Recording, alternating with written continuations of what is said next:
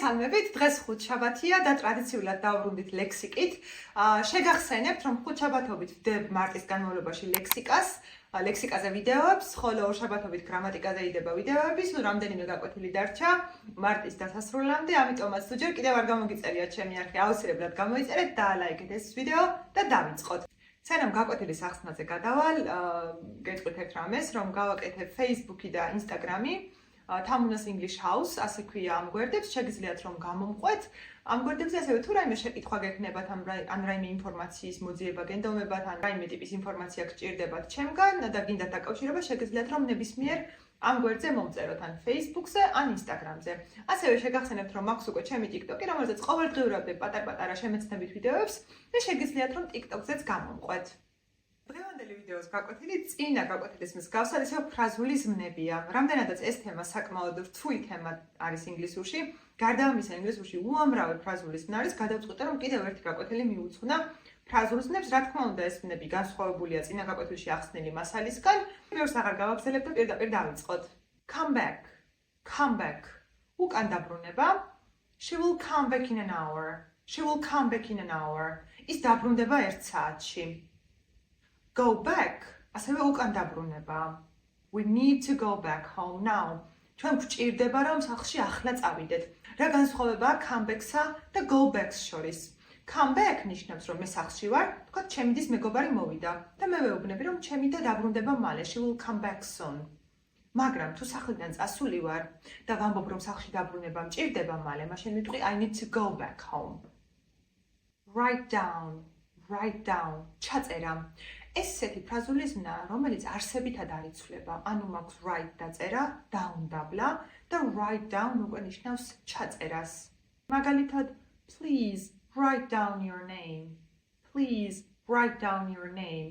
გთხოვთ, ჩაწერეთ თქვენი სახელი ან დაწერეთ თქვენი სახელი. განსხვავება write your name-სა და write down your name შორის. თითქმის არანაირი, უბრალოდ write down, უფრო ბუნებრივად და უფრო ლამაზად ჟღერს ინგლისურად. Listen to მოსმენა. I listen to music every day.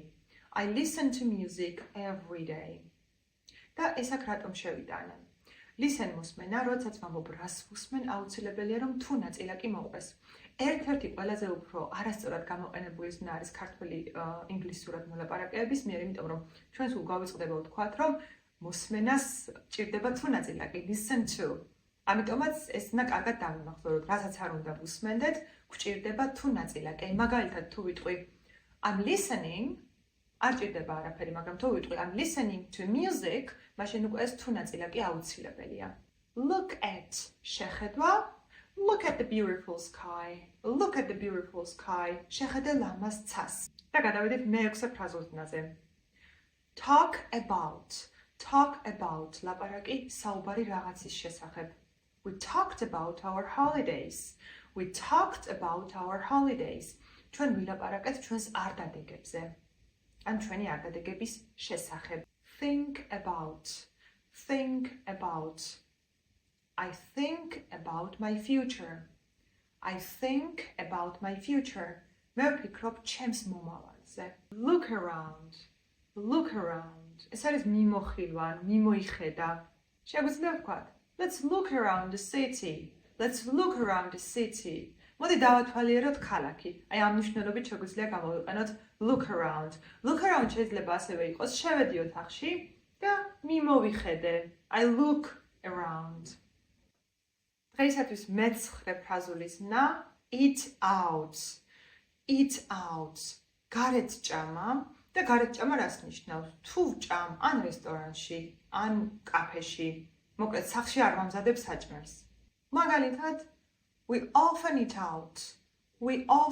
eat out. ჩვენ ხშირად ვჭამთ გარეთ. შემდეგი ფრაზული ზმნა არის read out. ხმამაღლა წაკითხვა.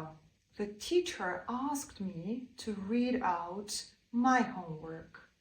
მასწავლებელმა მთხოვა ჩემი საშინაო დავალება ხმამაღლა წამეკითხა. Read არის კითხვა, თუ out დაემატა უკვე ნიშნავს ხმამაღლა წაკითხვას. Turn up. ხმის აწევა. Can you turn up the volume? შეგიძლია ხმას აუწიო? გამოვიცნოთ turn down რა იქნება.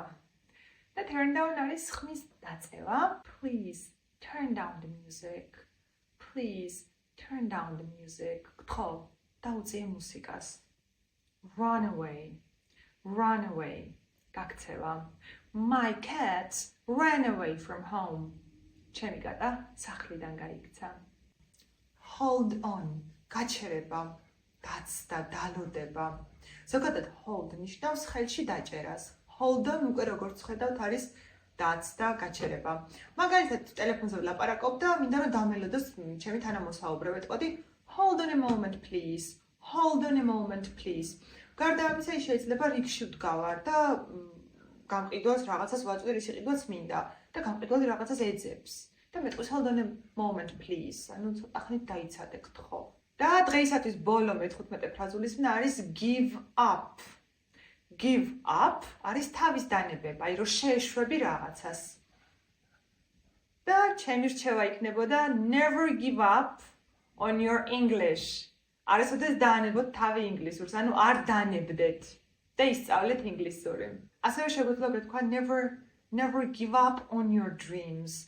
არ შეეშვათ თქვენს ოცნებებს. თუ ვიტყოდი never give up, ეს ნიშნავს არასოდეს დანებდე. მაგრამ თუ მოყვება რაღაცა თარგმანში ოდნა ვიცვლება როგორც ხედავთ.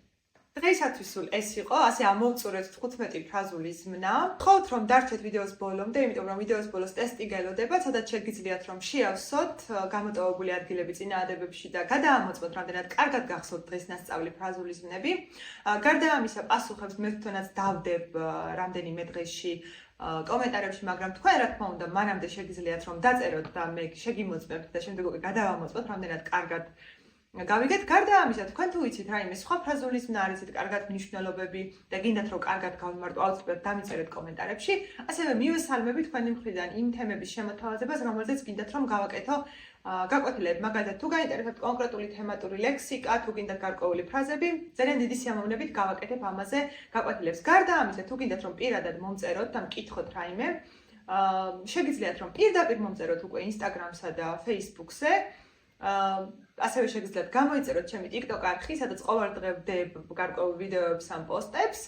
ახლა კი გიტოვებთ ტესტს, რომელსაც ძალიან დიდი სიხარულით შევამოწმებ თუ შეავსებთ და შევხვდებით შემდეგ ვიდეოში. Bye bye!